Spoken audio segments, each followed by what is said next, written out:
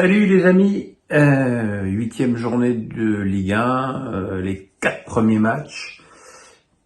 Cette journée qui commençait par la meilleure affiche sur le papier, Monaco-Lille. Et mon Dieu, quelle triste pub pour la Ligue 1 que ce faux match là, ce vrai 0-0 bien en bois. Bruno Genesio, avec beaucoup de franchise, a dit qu'il n'avait pas aimé la prestation de son équipe, et on ne peut pas le lui reprocher. Alors c'est vrai que Lille est très handicapée, hein. Il manque Thiago Santos, il manque Carlson, Benjamin André était suspendu, mais bon, je pense que le coach lillois avait quand même des ambitions un petit peu plus élevées au niveau du jeu que ce que son équipe a montré.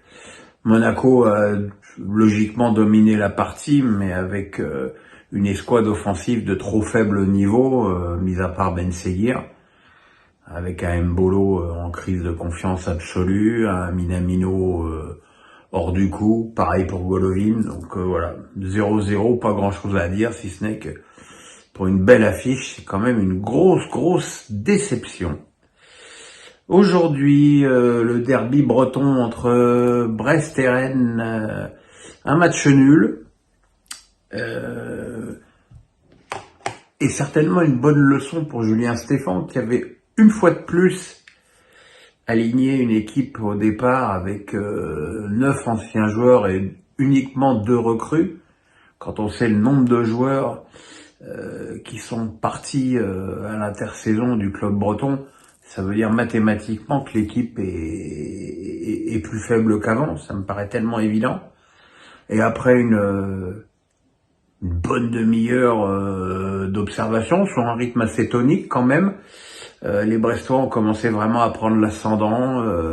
Camara a touché la barre, Magnetti a loupé une grosse occasion sur une excellente remise d'Ajorc. Et puis voilà, après Brest a ouvert le score sur un penalty qui me semble tout de même assez fallacieux, puisque il me semble quand même que le ballon est d'abord touché par la cuisse de Matuziwa, mais bon, l'arbitre et la VAR ont confirmé, donc voilà, on va pas ergoter non plus là-dessus pendant 2 heures. Penalty transformé par Del Castillo, et là, un petit peu contraint et forcé, Stéphane a commencé à faire rentrer des recrues, et notamment une qui me semble être totalement indispensable à cette équipe bretonne, c'est Odegaard, qui a changé le jeu de l'équipe et qui a provoqué l'égalisation de Jota en décalant Kalimundo, qui a centré devant le but, Jota n'ayant plus qu'à marquer.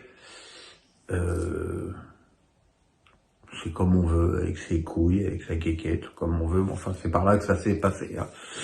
Voilà, match nul qui n'arrange pas vraiment les 2 équipes, même si j'ai trouvé que Brest, par moment, avec le retour de Lies Melou, retrouvait un jeu qui ressemblait assez à son jeu de l'année dernière.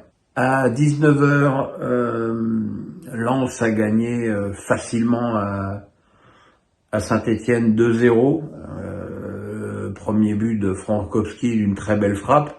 Mais avant cette frappe, l'Arseneur avait déjà fait pas mal de très beaux arrêts. C'est pas que les Stéphanois manquent de bonne volonté, d'envie et d'engagement physique, mais bon, c'est trop faible devant. Je suis désolé de répéter semaine après semaine. Alors l'autre jour, le triplé de Gili m'a un petit peu donné tort, mais bon, sur la durée, on voit bien que cette équipe est incapable de marquer les buts. Et en fin de match, la Boulascari, en solitaire, a marqué le 2e but lensois en contre, d'une équipe de Lens qui commence quand même à avoir un profil assez intéressant. Eux aussi, je pense qu'il y aura des moments où ils auront du mal à marquer les buts, mais c'est quand même une équipe qui a pris 4 points sur ces 2 derniers matchs qui étaient 2 déplacements.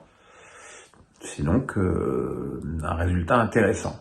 Et puis ce soir, on a vu un vrai match du PSG version Luis Enrique, c'est-à-dire une équipe totalement modifiée, pratiquement du sol au plafond, mais qui malgré ça arrive à marquer des buts et parfois même à faire des jolies combinaisons devant, et qui, à partir du moment où elle mène 2-0, s'endort, se fait rejoindre à 2-1, remet un coup d'accélérateur et encaisse un but sur corner. Voilà, que du classique côté parisien, où on a vu un très bon Neves, un très bon Barcola, hein, passe D et but encore une fois pour le meilleur buteur de la Ligue 1. Et vraiment, ce jeune a pris une nouvelle dimension tout à fait étonnante dans cette équipe. Côté strasbourgeois, bah, comme prévu, les Strasbourgeois ont cherché à jouer. C'est sûr qu'ils ont plus ouvert le jeu défensivement que pas mal d'équipes qui viennent avec des ambitions beaucoup plus défensives au parc. Bon, ils en ont pris 4 comme d'autres en prendront. Ils en ont marqué 2 comme finalement pas tant que ça en marquera.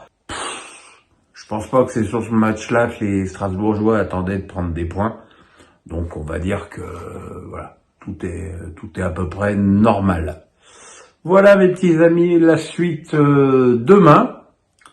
En attendant, le pouce, on s'abonne. La cloche, oui, j'ai oublié la cloche. Merci pour les grosses audiences, à la fois du face à Pierrot et de la vidéo sur Mbappé qui a marqué un très joli but d'ailleurs ce soir. Voilà, je vous embrasse, à demain, bye bye.